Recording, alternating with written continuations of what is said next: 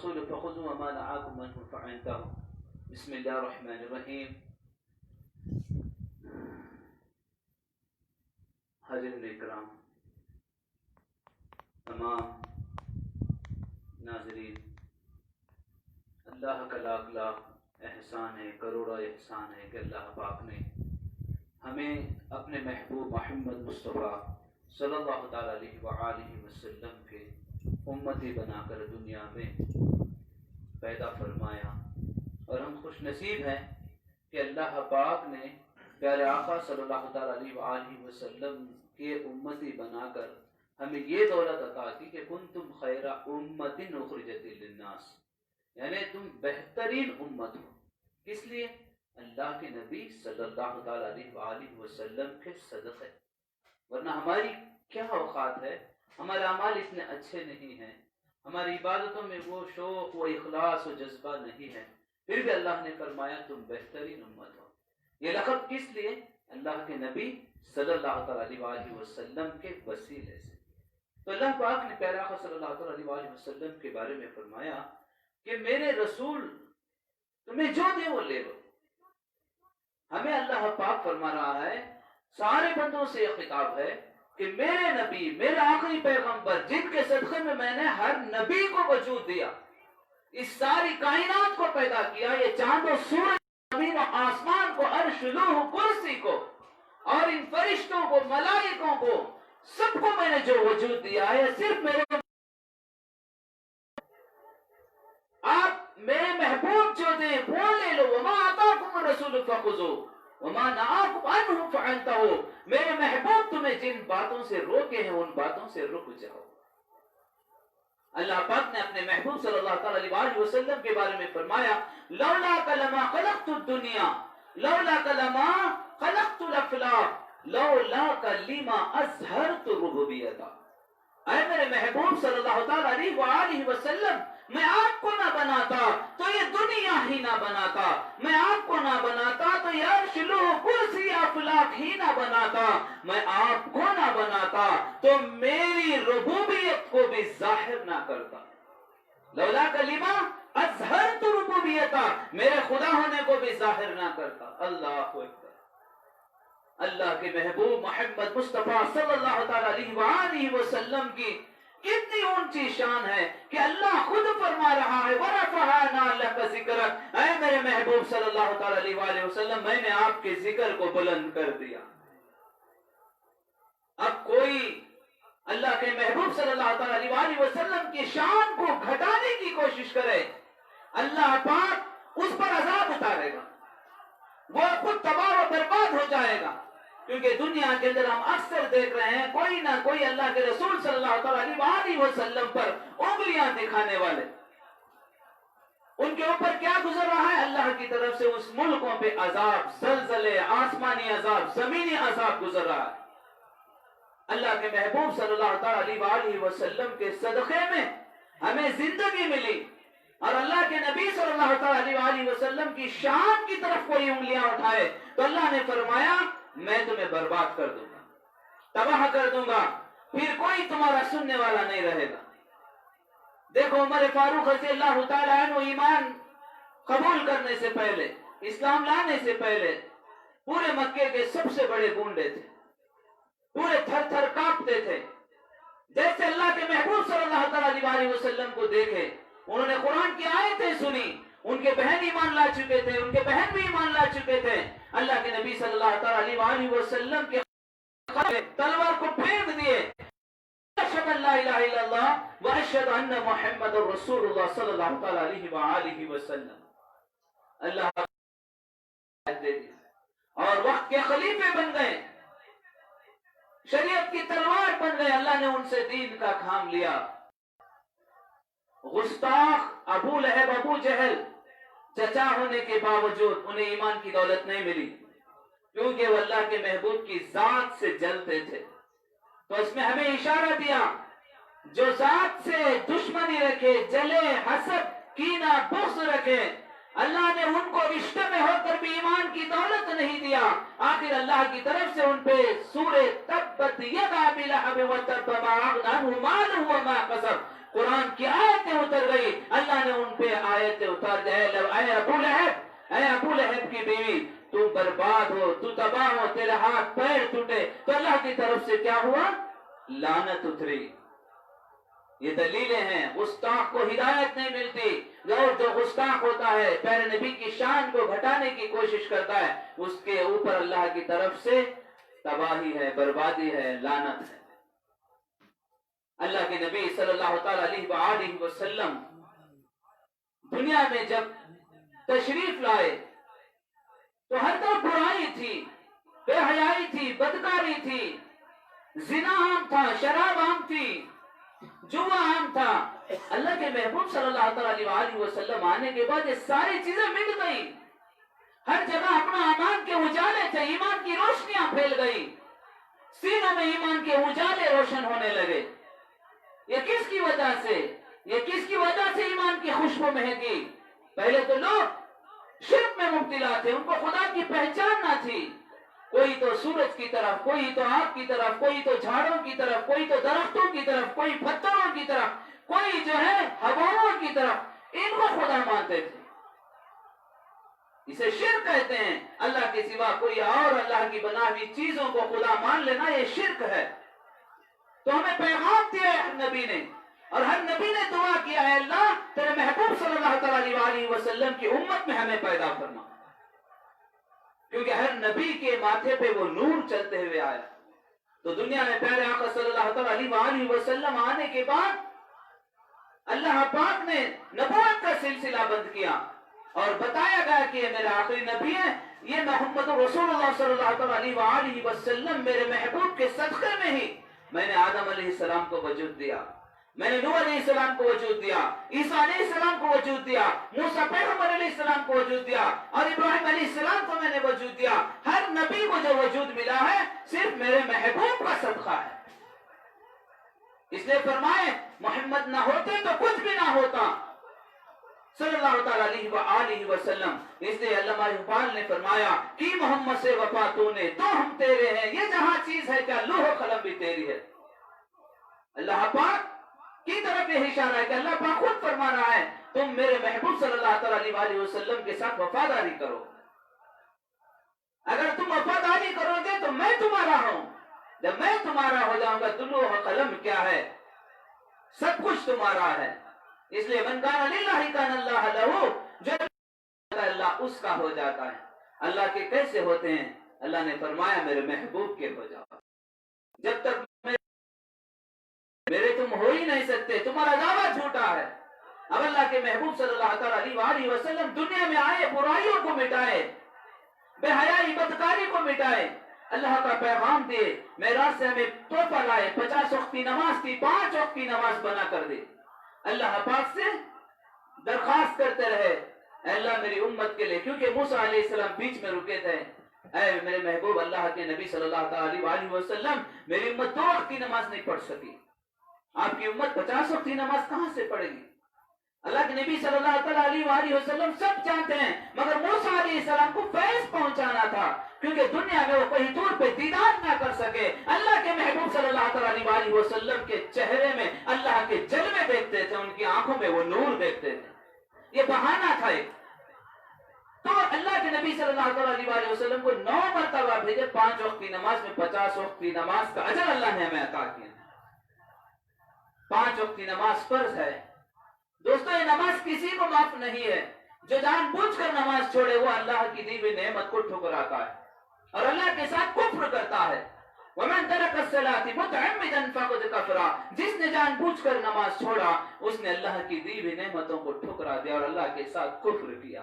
الصلاۃ عماد الدین، قال النبی صلی اللہ تعالی علیہ وآلہ وسلم، نماز دین کا ستون ہے۔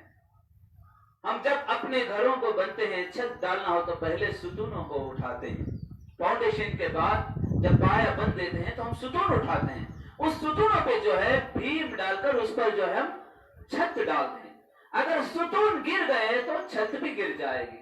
تو ہم نے جو ایمان کی چھت بنایا ہوا ہے یہ ستونوں پر کھڑی ہے، جو ایمان لانے کا جو دعویٰ ہم نے کیے ہیں اللہ کی ذات پر، یہ ستونوں پہ کھڑی ہے۔ اگر جس کی زندگی میں نماز نہیں تو اس کی ایمان کا چھت گر گیا۔ اس لیے دعوت جب پورا ہوتا ہے جب اللہ کے نبی صلی اللہ تعالی علیہ وسلم کے فرمان پہ جب ہم عمل کرتے ہیں. اللہ کے نبی صلی اللہ تعالی علیہ وسلم صرف ہمیں نماز نہیں دی، نماز کے ساتھ ہمیں حقوق بتائے گئے ہیں، فرائض، سنت، نوافل، حلال حرام، یہ سارے مکمل دین کو ہمیں عطا کیا. اس لیے اللہ کے نبی صلی اللہ تعالی علیہ وآلہ وسلم کے اس دین کو اللہ نے فرمایا ان الدین عند اللہ الاسلام، میرے نزدیک سب سے پیارا دین دین اسلام ہے. اسلام کیا ہے؟ امن ہے، نا انصافی نہیں، انصاف ہے. یا مرو، اللہ پاک نے فرما دیا یہاں عدل ہے، انصاف ہے اسلام کے اندر. تو اسلام کو امن کا جو ہے پیغام دینے والا کہا گیا اور انصاف کا پیغام دینے والا کہا گیا. یہ پاک و صاف زندگیاں بنانے والا کہا گیا. اس میں کسی کو نہ انصافی نہیں ہے، نہ انسانوں میں نہ جانوروں میں، سب کے حقوق یہاں ادا کرتے ہوئے زندگی کرنا ہے. اللہ کے نبی صلی اللہ تعالی علیہ وآلہ وسلم ہمیں مکمل دین دیے ہیں. نمازوں کی پابندی کرنا ہے، 5 وقت کی نماز فرض ہے. جان بوجھ کر چھوڑیں گے ہماری زندگیوں میں اندھیرا آ جائے گا، گھروں سے برکتیں نکل جائیں گی، زندگیوں سے برکتیں نکل جائیں گی. پھر اس گھروں میں چین امن سکون نہ ہوگا، اس کے دلوں میں چین امن سکون نہ ہوگا، چاہے وہ دنیا کی دولت کتنی بھی رکھے. اس لیے اللہ نے فرمایا الا بذکر اللہ تطمئن القلوب. تمہیں سکون کہاں سے حاصل ہوتا ہے؟ تو قرآن ہمیں یہ پیغام دے رہا ہے، اللہ کا فرمان ہے کہ اللہ کی یاد سے تمہیں تمہارے دلوں کو سکون ملے گا. اب یاد کون سی ہے؟ اللہ کے نبی صلی اللہ تعالی علیہ وسلم کا طریقہ ہی یاد ہے. اس لیے اللہ کے نبی صلی اللہ تعالی علیہ وسلم کے بارے میں صحابہ نے پوچھا کہ یہ جو ہم سورہ فاتحہ میں اہدنا الصراط المستقیم پڑھتے ہیں یہ کیا ہے؟ تو عبداللہ ابن عباس رضی اللہ تعالیٰ عنہ فرماتے ہیں محمد رسول اللہ ہے صلی اللہ تعالی علیہ وسلم، جو نماز میں تم مانگتے ہو اللہ سے، اللہ میں سیدھا راستہ چلا دکھا، ہدایت پہ قائم رکھ. تو سیدھا راستہ اللہ کے نبی صلی اللہ تعالی علیہ وسلم خود ہیں، انہی کے راستے پر چلیں گے تو ہم صراط الذین انعمت علیہم، اے اللہ ان کے راستے پر جس پر تو نے انعام عطا فرمایا تو وہ انعام والے ہم بنیں گے. تو ایمان کی چھت کو اگر ہمیں سنبھالنا ہے تو نمازوں کی پابندی کرنا ہے. 5 وقت کی 5 وقتی نماز جس کی زندگی میں آ گئی وہ گناہوں سے بچا رہے گا، تقوی آ جائے گا، حلال کھائے گا، حرام سے بچے گا. پھر اس کے اندر اخلاص آ جائے گا تو وہ پوری زندگی اللہ والوں کی طرح جی کر اللہ سے ملاقات کرتے ہوئے اپنے محبوب صلی اللہ تعالی علیہ وسلم کی دیدار کرتے ہوئے دنیا سے رخصت ہوگا. ہمیں زندگی کس طرح کرنی ہے اللہ پاک نے ہمیں بتا دیا ہے اللہ کے محبوب صلی اللہ تعالی علیہ وسلم کو بھیج کر. تم غیروں کے طریقوں کو نہ اپناؤ، اللہ کے محبوب صلی اللہ تعالی علیہ وسلم کے بتائے ہوئے راستے پر چلو. اس لیے اللہ پاک نے ہمیں پیغام دیا قل ان کنتم اللہ فاتبعونی یحببکم اللہ ویغفر لکم ذنوبکم واللہ غفور رحیم.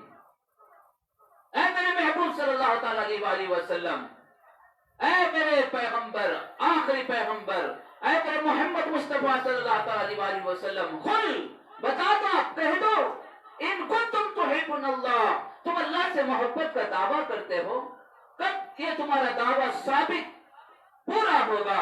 کب تم یہ دعوے پہ ثابت قدم پورے اترو گے؟ تو اللہ نے فرمایا تم میرے محبوب کی اتباع کرو، میرے محبوب اللہ کے نبی صلی اللہ علیہ وسلم کے بتائے ہوئے راستے پر چلو. جب تم چلو گے تو میں تمہیں اپنا حبیب بنا لوں گا. احببکم اللہ ویغفر لکم ذنوبکم واللہ غفور رحیم.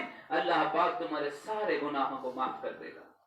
جانے انجانے میں تم نے جو کیے اللہ کے محبوب صلی اللہ علیہ وسلم کے بتائے ہوئے راستے پر جب عمل کرو گے تو اللہ تمہارے گناہوں کو معاف کر دے گا. پھر تمہیں اللہ موقع دے گا کیونکہ وہ غفور الرحیم ہے. اس لیے ہمیں کامیابی کا راستہ بتایا گیا پیارے آقا صلی اللہ تعالی علیہ وسلم کا راستہ ہے. اللہ کے نبی صلی اللہ تعالی علیہ وسلم نے ہمیں قرآن دیا ہے تاکہ اس قرآن کے ذریعے ہم نبیوں کی زندگی کو پڑھیں، صحابہ کی زندگی کو پڑھیں، جنت دوزخ کے بارے میں پڑھیں، اللہ کی طرف سے عذاب کیا ہے، انعام کیا ہے، یہ جانیں اور اپنی زندگی کو بہتر بنائیں۔ قرآن میں یہ سارا پیغام ہے، ماں باپ کیا ہیں، بیوی اور شوہر کیا ہیں، ان کے حقوق کیا ہیں، بچوں کے حقوق کیا ہیں، ہمیں کس طرح زندگی کرنی ہے پڑوسیوں کے ساتھ، رشتہ داروں کے ساتھ، یہ سارا مکمل جو ہے طریقہ قرآن پاک میں اللہ پاک نے ہمیں اپنے محبوب صلی اللہ تعالی علیہ وسلم کے ذریعے عطا کیا۔ ایک تو قرآن اتارا، ایک تو چلتا پھرتا قرآن خود پیارے آقا صلی اللہ تعالی علیہ وسلم کو پہلے اتار دیا۔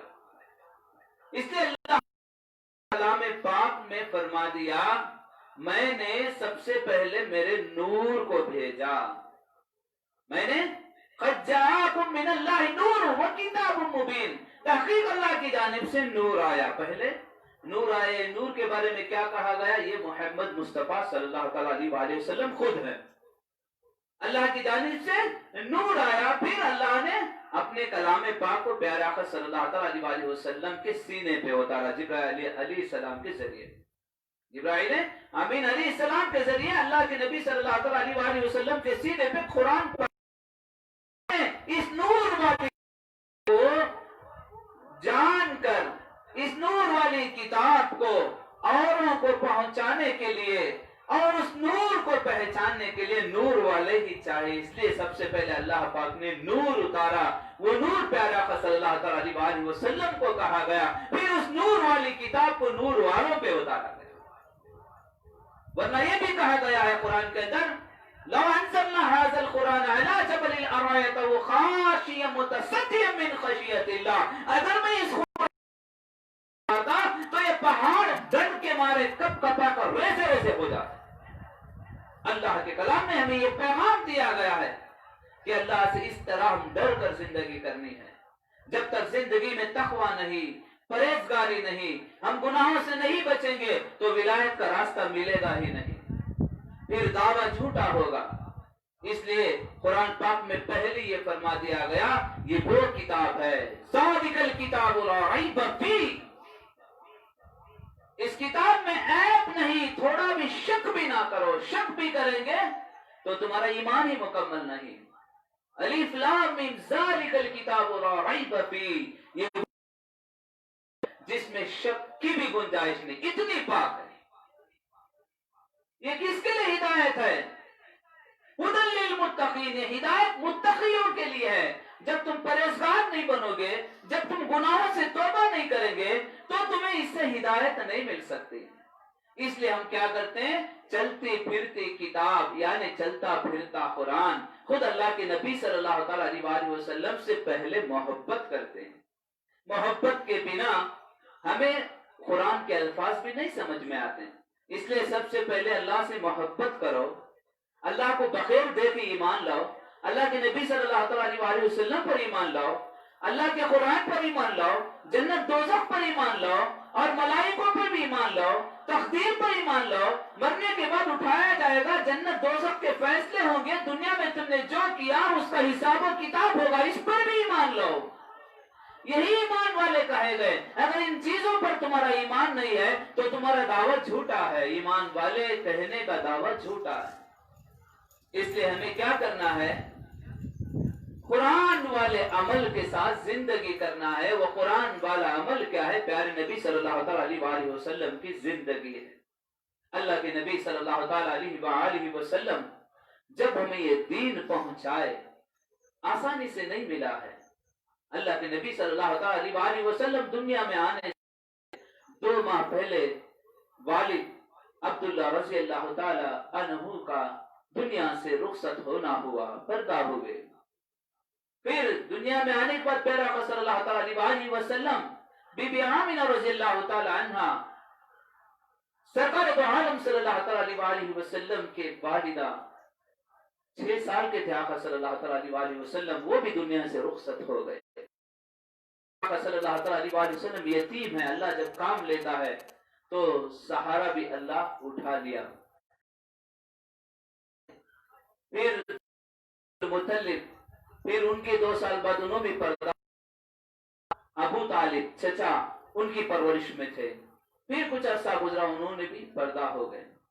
تو پھر آقا صلی اللہ تعالی علیہ وسلم کی شادی یعنی نکاح بی بی خدیجہ الکبریٰ، بہت بڑے مالدار مکے کے، انہوں نے آقا صلی اللہ علیہ وسلم کے معجزے کو جو سر پہ ابر آ رہا تھا، پھر ساتھ میں ان کا غلام جو ان کے ساتھ گیا تھا، ان کے ساتھ رہتے ہوئے انہوں نے معجزوں کو دیکھ کر آ کر جو آقا صلی اللہ علیہ وسلم کے جو بتائے گئے معجزے اور ان کی تجارت میں جو نفع بہت ہوئے، آقا صلی اللہ علیہ وسلم کی زندگی کو آ کر بتائے، تو انہوں نے بیوہ ہونے کے باوجود، 2 بار بیوہ تھے، آقا صلی اللہ علیہ وسلم سے درخواست کی کہ میں آپ سے نکاح کرنا چاہتی ہوں۔ تو چچا سے انہوں نے مشورہ کر کے ابو طالب حضرت مولا علی مشکل کشا علیہ السلام کے والد، ان سے مشورہ کر کے نکاح میں لیے۔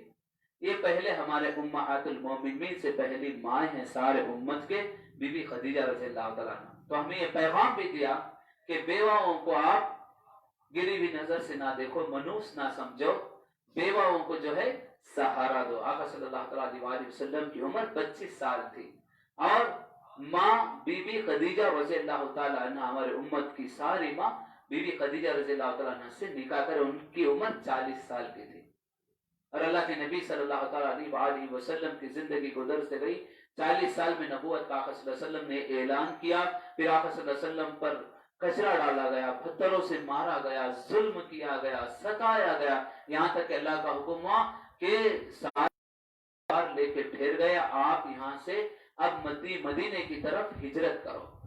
آقا صلی اللہ علیہ وسلم پھر مکے سے مدینے کی طرف ہجرت کیے، ان کے بستر پر مولا علی مشکل کشا علیہ السلام وہاں آرام فرمائے تھے، اور فرمائے تھے اے علی علیہ السلام تم اٹھ کر جو ہے صبح ان کو یہ سامان امانت پہنچا کر آنا۔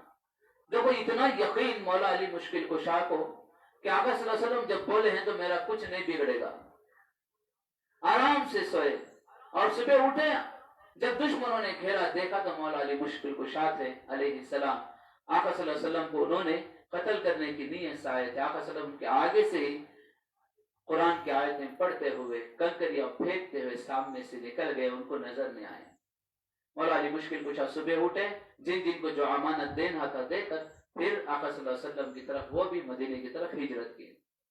تو آقا صلی اللہ تعالیٰ علیہ وسلم نے ہمیں اس میں یہ پیغام بھی دیا، جب آرام سے حضرت علی علیہ السلام بستر پر ہیں تو یہ پیغام ہے کہ آقا صلی اللہ علیہ وسلم کے حکم پہ اپنی جان بھی قربان کرنے کے لیے کیوں نہ ہو تیار ہو جائیں۔ اس لیے آقا صلی اللہ علیہ وسلم نے مولا علی مشکل کشا کے بارے میں فرمایا، انا مدینۃ العلم وعلی بابها من کنت مولا فہذا علی مولا، میں جس کا مولا ہوں اس کا مولا، اس کا سردار علی کو میں نے بنا دیا ہے امت کا۔ پھر فرمائے میں علم کا شہر ہوں اور اس کا دروازہ مولا علی مشکل کشا علیہ السلام ہے۔ تو ولایت کے سردار مولا علی مشکل کشا کو بنایا گیا۔ پیارا آقا صلی اللہ علیہ وسلم سے نبوت کا دروازہ بند ہوا، مولا علی مشکل کشا علیہ السلام معرفت کے علم کو، اللہ کی ساری تجلیات کو پیارا آقا صلی اللہ علیہ وسلم سے لینے کے بعد اس امت کو بہت بڑا رحمت کا درخت بن کر ساروں کو فیض عطا فرمایا۔ اس لیے پیارا آقا صلی اللہ علیہ وسلم نے مولا علی مشکل کشا کو سردار بتایا گیا۔ یہ میرے بعد پوری امت کے سردار ہیں۔ خلیفے تو پہلے حضرت ابوبکر صدیق رضی اللہ تعالیٰ عنہ ہیں، پھر دوسرے عمر فاروق رضی اللہ تعالیٰ عنہ ہیں، تیسرے حضرت عثمان غنی ذی النورین کامل حیا والایمان، ان کو آقا صلی اللہ علیہ وسلم نے اپنی 2 بیٹے اتنے حیا والے کہ عثمان غنی ذی النورین رضی اللہ عنہ، اس لیے ان کو کامل حیا والایمان کہا گیا کہ حیا بھی ان سے حیا کرتی تھی۔ اور بی بی فاطمہ رضی اللہ تعالیٰ عنہ آقا صلی اللہ علیہ وسلم کے جو بیٹی، ان کو آقا صلی اللہ علیہ وسلم نے مولا علی مشکل کشا کے نکاح میں دیے، اور ہمیں پیغام دیے کہ صرف تم عبادت کرتے ہوئے، قرآن کو تھامتے ہوئے ایسا نہ سمجھو کہ اپنے آپ کو میں نے عبادت کر لیا، میں کچھ پا لیا، نہیں، میں تمہیں تنہا نہیں چھوڑا ہوں۔ انی تارک فیکم الثقلین، قال نبی صلی اللہ علیہ وسلم، میں تمہارے اندر 2 بھاری چیزیں چھوڑ کر جا رہا ہوں۔ وہ کون سے ہیں؟ احدہما کتاب اللہ، ایک اللہ کا قرآن، پھر دوسری کون سی ہے؟ وعطرتی واہل بیتی، میری اہل بیت سے عطرت کرو، کیونکہ کس لیے؟ لن یتفرقا، یہ آپس میں جدا نہیں ہے، حتی یرد علی الحوض، یہاں تک کہ میں حوض کوثر میں ہوں گا، میری اہل بیت اور قرآن جدا نہ ہوں گے۔ حوض کوثر میں. اس لیے تم میرے اہل بیت کے ساتھ ہو جاؤ, قرآن کو لے لو. اگر تمہارے پاس قرآن ہے, عمل ہے, میرے اہل بیت نہیں, پھر بھی تم کامل نہیں ہو سکتے. اس لیے مولا علی مشکل کشا علیہ السلام کے ساتھ ہو جاؤ, ماں خاتون جنت سلام اللہ علیہا ان کی اہل بیت میں ہو جاؤ. مولا حسین علیہ السلام, مولا امام حسین اور امام حسن علیہ السلام کی نسبت میں ہو جاؤ. اب انہی کے خاندان میں ہمیں اماموں کا سلسلہ چلتے آیا. پھر غوث پاک رضی اللہ تعالی ولیوں کے سلطان, ہندوستان میں ولیوں کے سلطان خواجہ غریب نواز کو اللہ کے نبی صلی اللہ تعالی علیہ وسلم نے بنایا. پھر ان کے ساتھ ہو جاؤ, یعنی ان کے ساتھ تم ہو کر دین سیکھو. ایسا نہ ہو کہ تم یزید کے ساتھ ہو جاؤ, بعد تمہارا عقیدے بگڑ جائیں, تم اللہ کے نبی صلی اللہ علیہ وسلم کے عشق سے دور ہو جاؤ, اہل بیت کی نسبت سے دور ہو جاؤ. یہ نہیں, میرے اہل بیت کے ساتھ ہو جاؤ. جب اہل بیت کے ساتھ ہوگے تمہاری نماز صحیح ہوگی, تمہاری قرآن کی تلاوت ہے, تمہارا قرآن والا عمل بھی صحیح ہوگا. اور میرے اہل بیت کے ساتھ ہو جاؤ گے تو تمہاری دنیا بھی حسین ہوگی, تمہاری آخرت بھی حسین ہوگی, تمہارے عمل کو اللہ قبول کرے گا. ورنہ کیا ہوگا, علم تو شیطان کے پاس بھی تھا, وہ فرشتوں کا سردار تھا, عمل بھی تھا, اس کے پاس ادب نہیں تھا. ادب نہیں تھا تو وہ محروم ہوا. جنت سے ہی اسے لعنت کہا گیا. وہ جنت دیکھ چکا تھا, پھر اللہ نے اسے وہاں سے نکال پھینک دیا. قیامت تلک سارے آنے والے بندے اسے ابلیس شیطان کے لقب سے یاد کریں گے, مردود کے لقب سے یاد کریں گے. تو اللہ کے نبی صلی اللہ علیہ وسلم نے جو ہمیں پیغام دیا ہے, دوستوں پابندی کریں. 5 وقتی نماز فرض ہے, اللہ نے توفیق دیا ہے. تو اس کے ساتھ ہمیں کیا کرنا ہے, تہجد کی پابندی کرنا. رات 3 بجے یا صبح 4 بجے اٹھیں, تہجد کی نماز پڑھیں, اللہ سے دعا کریں. دیکھو تقدیر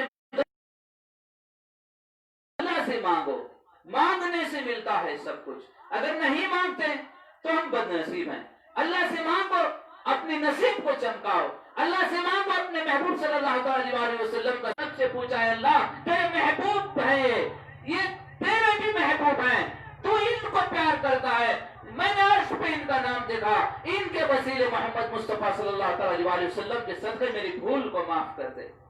اللہ نے پوچھا, آدم تم کیسے جانتے ہو اس نام کو, کیونکہ دنیا کو بتانا تھا اللہ کے محبوب کا رتبہ. تو انہوں نے کہا, اے اللہ جب تو نے میرے پتلے کو بنایا, اپنی روح کو پھونکا, جب دم بھرا گیا, میرے ماتھے پہ نور ڈال دیا گیا, روح جب جا کے تسکین ہوئی اور خوش ہوئی, جب میں آنکھ کھولا تو دیکھا تو عرش پہ تھا لا الہ الا اللہ محمد رسول اللہ صلی اللہ علیہ وسلم. میں جان گیا یہ تیرے بھی محبوب ہیں, اسی لیے میں ان کے نام سے میری بھول کو معاف کرنے کے لیے تیری بارگاہ میں دعا کی.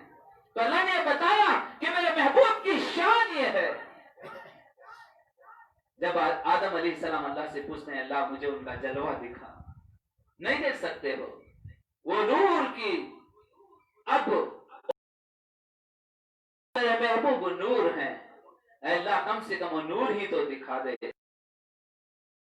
ناخنوں میں دکھایا گیا تو ناخن دیکھ کر انہوں نے بوسہ دے لیا. یہ سنت ہے کہ جو بھی اہل بیت کی نسبت میں ہوتے ہیں, جو کی نسبت میں ہوتے ہیں, جو پیارا صلی اللہ تعالی علیہ وسلم کے ادب میں زیادہ ڈوب جاتے ہیں, اللہ کے نبی صلی اللہ علیہ وسلم کا نام لیتے آدم علیہ السلام کی سنت کو نبھاتے ہیں.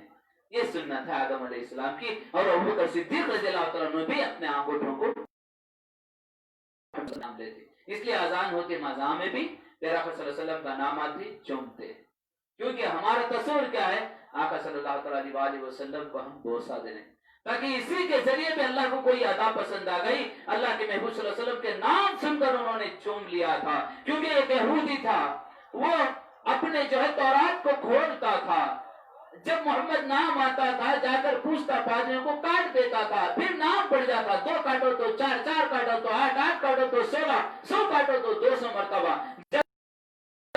آقا صلی اللہ علیہ وسلم پر ایمان لایا, اس نام کو چوم لیا, اسی کے بہانے اس کو اللہ پاک نے بخش دیا گیا. گناہوں سے توبہ کرنا ہے, نیکی کی طرف, بدکاری کو چھوڑنا ہے, نمازوں کی پابندی کرنا ہے, ماں باپ کے ساتھ حسن اخلاق سے پیش آنا ہے.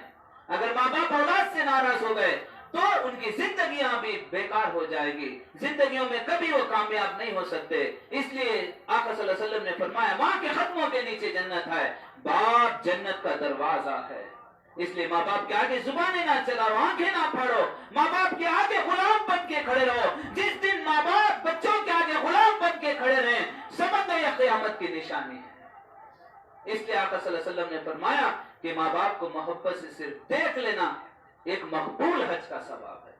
جن کے ماں باپ ہیں وہ خوش نصیب ہیں، ماں باپ کی عزت کرو، دعائیں لو، اور اپنے بھائی بہنوں کے ساتھ حسن و اخلاق سے پیش آؤ، پڑوسیوں کے ساتھ حسن و اخلاق سے پیش آؤ، غریبوں، یتیموں، بیوہ، مسکینوں کا خیال رکھو۔ آپ کو اللہ نے دیا ہے، غریبوں کا خیال رکھو، اپنے رشتہ داروں کا خیال رکھو۔ ایسا نہیں کہ اپنی زندگی خوشحال ہے، میرا پڑوسی بھوکا ہے۔ تو اسلام میں یہ کہا گیا ہے کہ اگر تمہارا پڑوسی بھوکا ہے، تم کلمے والے ہو کر پیٹ بھر کے کھا کر سو رہے، چاہے وہ کوئی بھی مذہب کا کیوں نہ ہو، اگر پڑوسی ہے تو تم اس کی قدر کرو، اس کا خیال رکھو، اسے کھانا کھلاؤ، ننگا ہے تو کپڑا پہناؤ، یہ دین ہے۔